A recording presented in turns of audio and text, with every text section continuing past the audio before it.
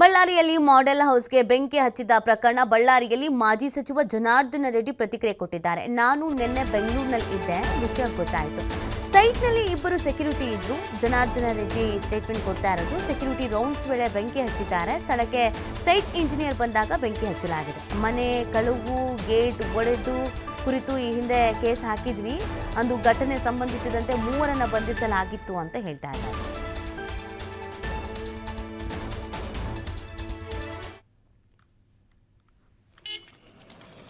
Sir ಬಳ್ಳಾರಿಯಿಂದ sir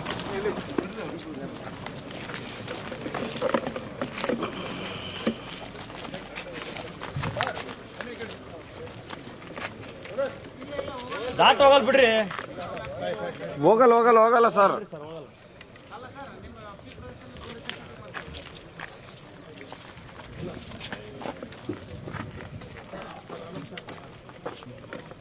ನಮಸ್ಕಾರ sir.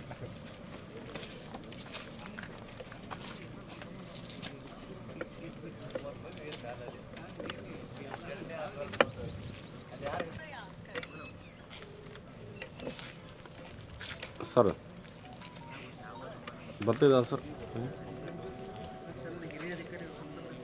SOCO team.